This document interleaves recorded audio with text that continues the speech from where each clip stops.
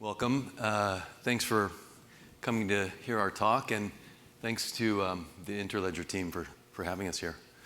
My name's Kendall.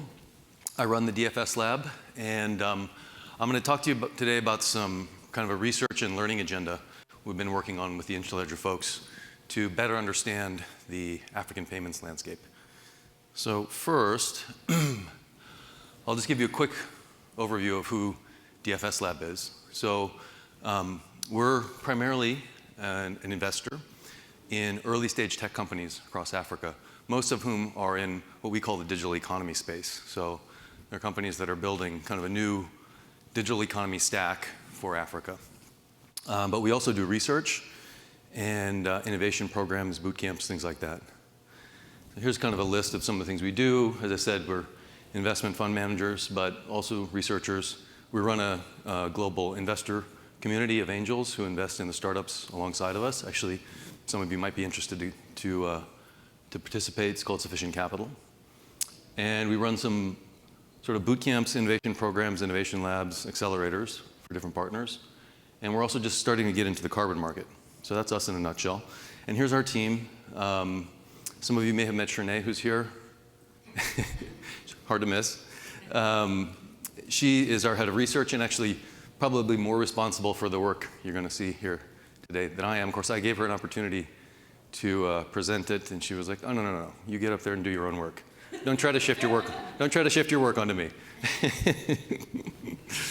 Okay, so when we first started to engage with the Interledger team, we wanted to first, kind of set out some goals, and they came to us saying, we really want to start to engage in the African payments landscape, but we want to do so in a careful, methodical way. We want to do it through research first and really understand what we're getting into and engage the right partners and around the right issues, right? So some of the goals for the research were to gather and make sense of the African payments landscape, to surface and share the experiences of small businesses and the folks on the ground who actually live and breathe having to deal with payment challenges, engage directly with some top experts, folks who are deep in that space, and some of them are here this weekend, and then begin to chart a path forward for ILF's engagement in Africa, basically.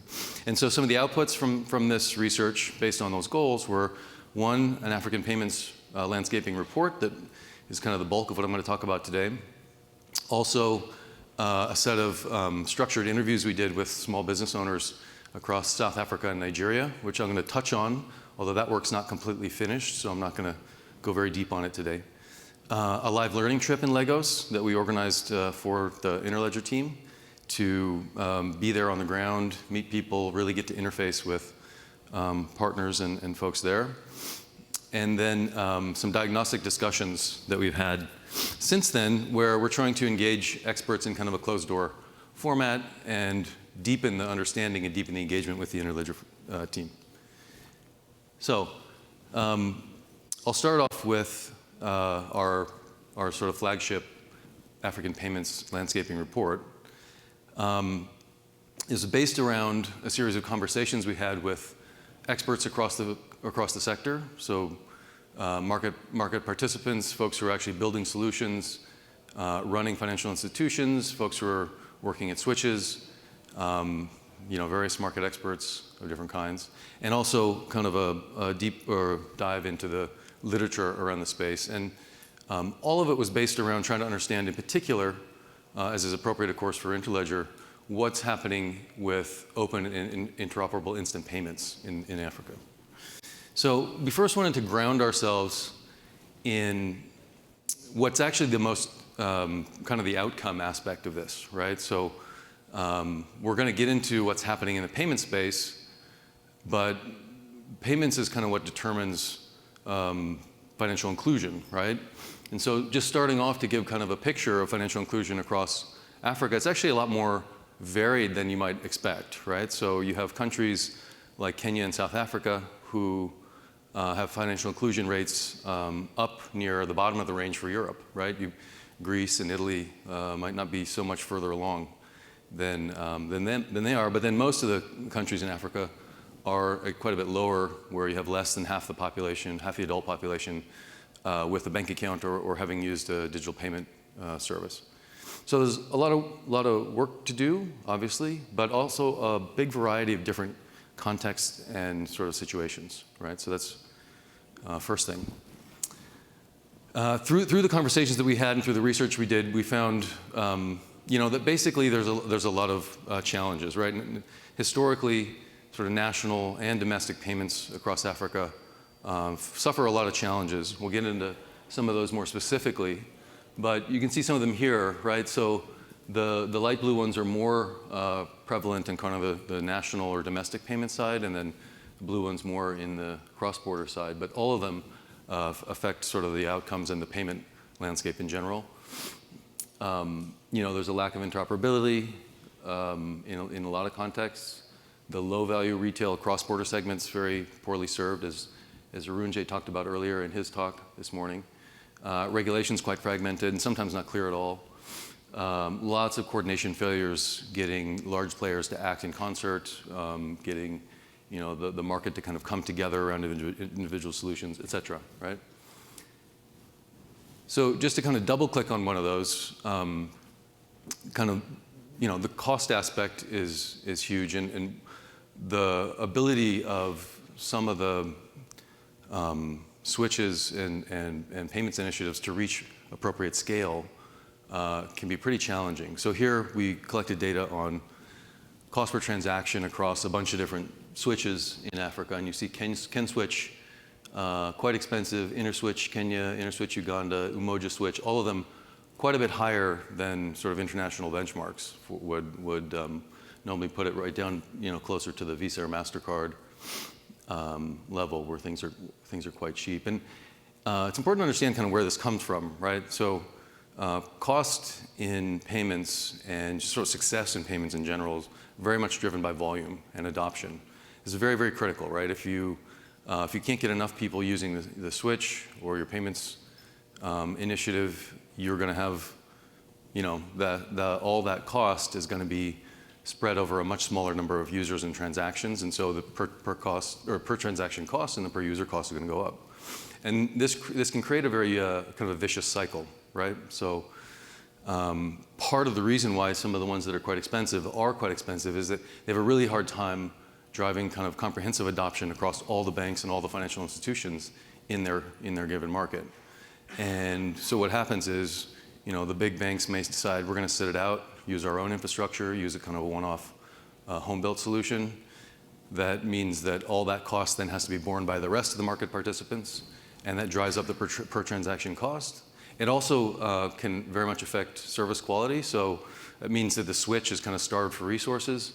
They're going to invest less in their technology and in their service quality, and so then the rest of the participants have even less incentive to participate, and so you get a negative feedback cycle.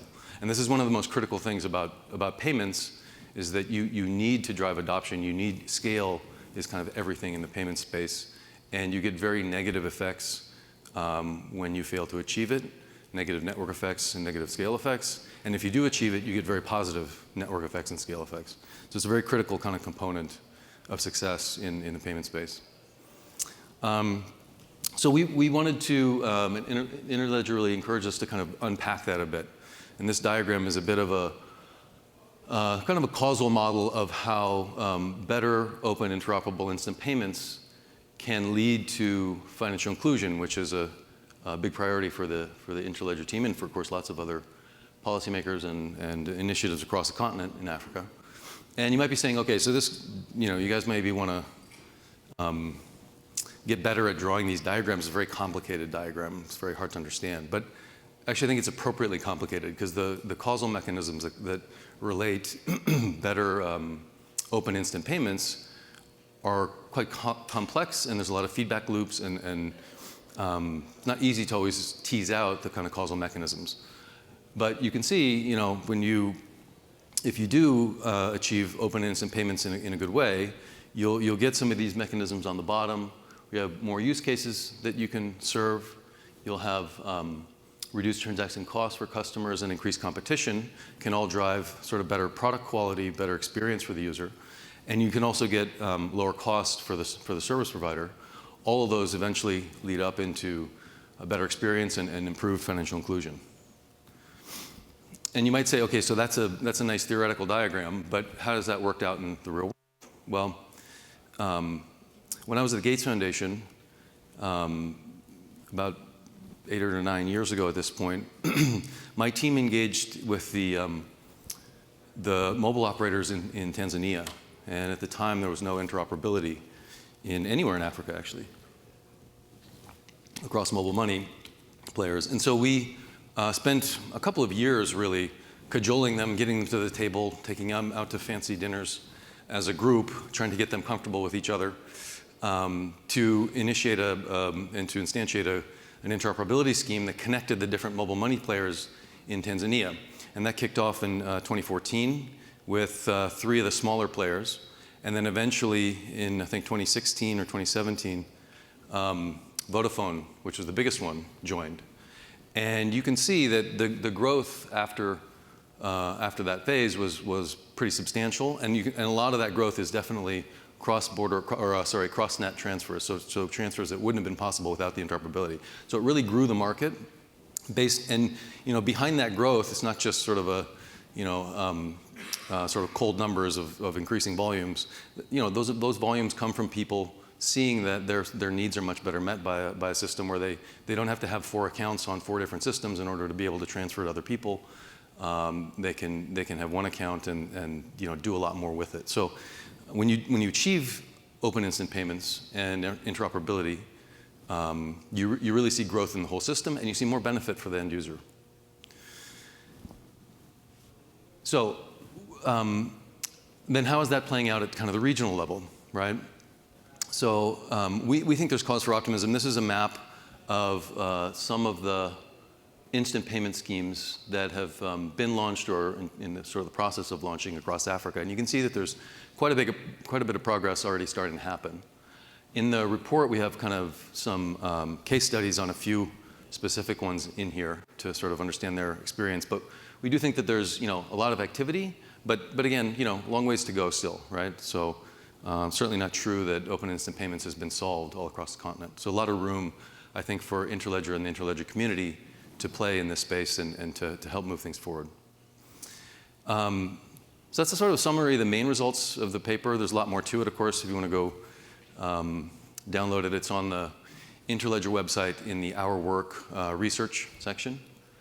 I had actually tried to put a QR code up here, but I'm probably too old to do that kind of sophisticated technology where you could download it. So, but then in parallel to that report, we also did a series of interviews with small business owners across Nigeria and South Africa.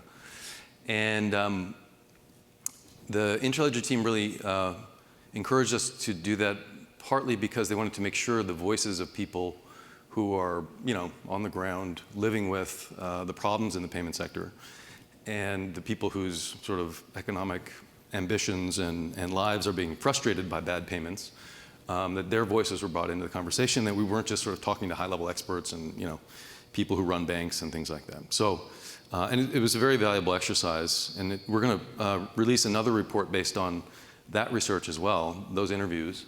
It's not quite done yet, so I'm just going to kind of give you some snapshots of some of the results that came out of it, right? And in particular, focusing on, again, just kind of the voices and the quotes from people who actually live this stuff. So one area that we talked about with these small business owners was how challenging cross-border payments are. And Nigeria is a particularly bad example. Nigeria is the biggest country in Africa, of course, and there are pretty strict capital controls in Nigeria, so it's very difficult to get US dollars or euros or any of the sort of global hard currencies.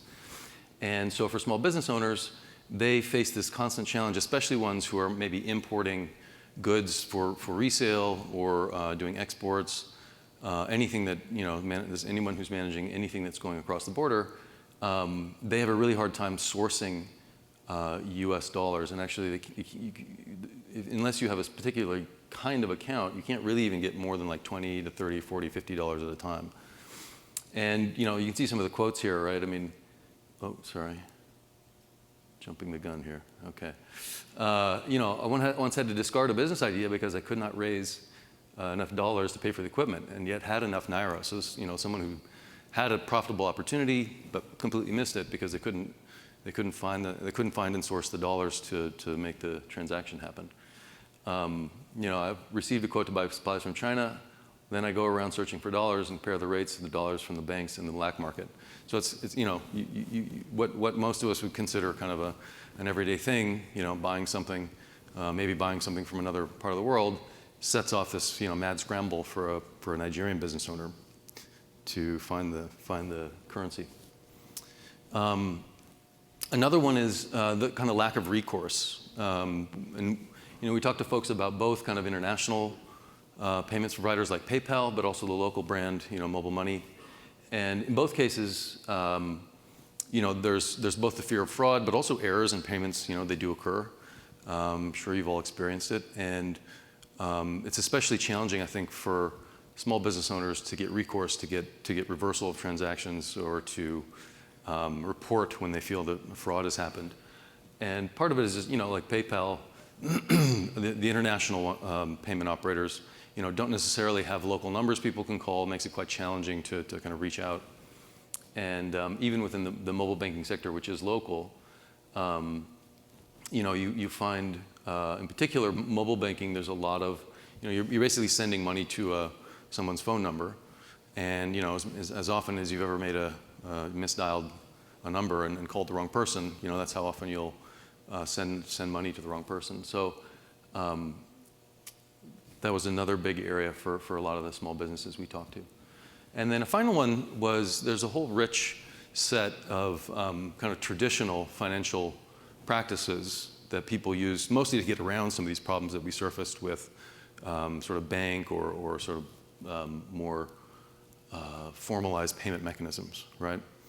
So there's all kinds of sort of traditional networks based on social trust where people will send money through bus drivers or just sort of through local syndicates of people who are sort of the equivalent to the local moneylender that take money, and they have kind of these, like I said, traditional networks that allow them to send money all across the continent. And actually, some of them are quite sophisticated. Maybe you've heard of Hawala, which is more in kind of the South Asian context, but they're all pretty similar. They usually rely on some sort of internally, invisible to the outer participant, the sort of internal accounts that happen between people based in different parts of the country and things like that. So we talked to folks about using those, but of course those practices and alternative financial mechanisms often have a lot of lack of transparency.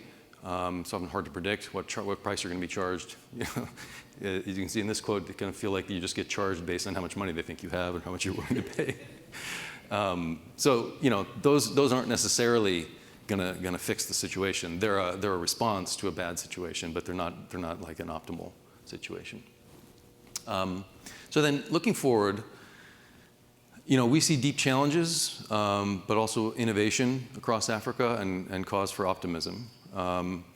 And we tie success to sort of three key enablers that we laid out here, right? So one is, and these came from conversations with folks across the sector where we said, look, if we break down where we've seen payments initiatives fail in Africa, and many have, and if we break down where the ones who have succeeded, what did they do right?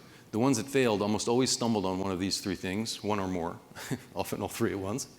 And the ones that succeeded tended to get these right, even if they stumbled initially on one of these, they eventually fixed it. So technology and operations is one that I think it gets a lot less kind of coverage in discussion and in the literature, because it's kind of boring. It's just like, how do you actually implement this within your system as a bank or as a financial services provider? And but for conversations we had, it's actually quite important. It's often kind of a hidden reason why banks or others don't want to adopt a particular solution or move in kind of a new direction in terms of adopting new innovations and things like that, is that they they put a big burden on the bank or their existing operations and existing technology. It creates a lot of complexity for them to manage. Commercial incentives and business models, that's obviously very important. And I'm gonna dive into that a little bit deeper in a second. But it's very challenging sometimes to align everyone's commercial incentives, and it's kind of nonlinear, which I'll talk about in a second. And then regulation and policy compliance, sort of an obvious one, but was often a place where payment initiatives we talked to had struggled, and some things have been seen to fail based on not being able to achieve regulatory and sort of compliance to the extent that they needed to. And then at the bottom, as I mentioned this before, but it can't be said enough. So all payment systems must overcome kind of these strong network effects, or I should say they need to overcome them in the beginning when they're small, and the network effects are working against you, and then they benefit from them if you get big enough, and the network effects are working for you. And that that kind of cuts across all these. You can get all these right, but if you don't drive enough volume and get enough people and get enough users and get enough transactions happening, you won't succeed. So just diving in again to the part about operations and complexity, or sorry, about the incentives, right? These are something, here we sort of broke it out by the different types of institutions who are involved in a typical payments deployment, and then broke it down by the kind of the positives, incentives, and the blockers that that we heard when we had these conversations, and you can see that none of the sort of participants here, typical stakeholders, have the same incentives, right? They're all kind of slightly different. A lot of negative incentives not to participate or not to be the first mover or not to adopt. And so this is a really important thing to keep in mind when trying to launch something new in the payment space, is that it's both very hard to get everyone's incentives aligned, and also their incentives move and shift depending on who else is participating and at what level you get the system to, in the sense that as the system grows, it expands, starts to get more volume, more users, et cetera, people's incentives start to change. And so it's a very complex thing to align around, and something that I think as the Interledger community goes forward trying to implement and deploy solutions, we'll have to wrestle with. So I didn't want to make it all seem doom and gloom, right? And there are some pretty interesting and pretty innovative examples of new initiatives across the African payments landscape that are either have already really changed the game, or we think have a lot of potential to do so when they get fully launched. I'm not going to go into these in any real depth because the kind of case studies are in the report, and we only have a certain amount of time. But MFS Africa and AZA are two kind of private sector players. They've created pretty interesting cross-border payment solutions. MFS Africa is regulated in 30 countries across the continent, and has a very sort of robust technical platform, manages a huge amount of payments across Africa. AZA is trying to tackle the currency liquidity issue. And one of the things I haven't covered very much, but is a really big aspect of doing payments in Africa, is the fact that you have 42 currencies across 54 different countries. And a lot of those currencies are not ones that's very easy to find liquidity in. And so if you want to do transfers between Ghana and Ghanaian cedis and Malawi and Kwacha, I mean, good luck, finding somebody who's willing to take the other side of that trade, whichever side you're on. And there just aren't. I won't get into all the sort of deeper economics of why it's very challenging to be a market maker in those smaller currencies, but it is. And so you just, they're one of the few places you can go to kind of source currencies across the continent in a reliable way. BankServe is launching the SADC switch, and PAPS is a new Pan-African payment settlement system being launched by the Africa Exim Bank, I think, if I'm pronouncing it correctly. And that one is one that a lot of people have their eyes on, very exciting potentially, because they are really trying to create a switch that interoperates all the national switches across Africa. And they're trying to be the liquidity backstop to solve that multi-currency payment challenge that I mentioned a second ago. So watch the space, I guess. We'll see what happens. They haven't really yet proved that they will, achieve enough buy-in and achieve scale. As I said, it's kind of a critical factor, but should be pretty interesting to see what they do. So a few lessons from our conversations I thought were hopefully relevant to the Interledger community as you and the other folks in the community go forth, and build solutions, right? One is to navigate the regulatory space carefully. So in a lot of countries, there's become this kind of like oppositional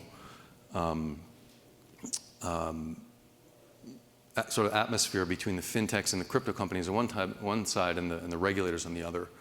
And I think it's been, often the fault of the fintechs and the crypto players who have, taken this oppositional stance toward the regulator.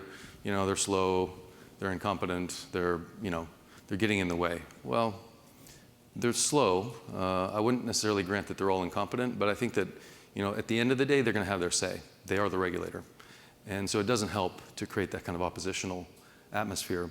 And I think for Interledger, I think it's especially important to be aware of that. And because I think Interledger is not a fintech and is not a crypto company, but looks like one a little bit to a policymaker.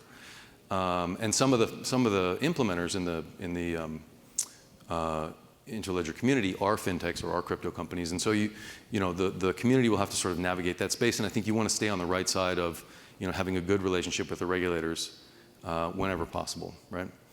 I think, as I mentioned before, studying the commercial incentives for banks and telcos and other financial intermediaries, and avoid trying to fight against them.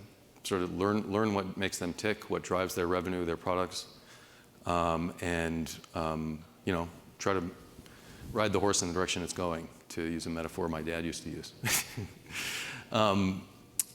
Related to that, understanding, as I said before, sort of the extent to which implementing the Interledger protocol would really cause them to have to make technology investments, change their operations, add new complexity for them, and just push against their learned muscle memory, doing things that they're not used to doing, right? We think that that's going to be a big part of it is learning how to navigate that for ILP. And then kind of cross-cutting these, and I think sort of maybe a potential path forward is finding ways to get real-world demonstration cases off the ground. Because real-world demonstration cases, they can help regulators understand what they're dealing with. They can help make the point to financial intermediaries and other market participants that there's a commercial business case. They can help show that the technological and operational requirements maybe aren't as bad as people might initially think, et cetera. So those real-world demonstration cases will be critical, we think. And this, just a couple of potential short-term things that either Interledger as a team or the folks in the community could take on that we think would not necessarily solve all this, but might be sort of helpful concrete outputs, right? So one would be sort of detailed playbooks across some of these different areas. So around regulation and compliance, to the extent that some folks out there maybe in the grantee community who are already navigating some of these things could write some of these things up and help share them so that others can benefit from that knowledge. Again, writing up commercially relevant use cases and kind of showing the business case for implementing ILP and sort of open instant payments generally.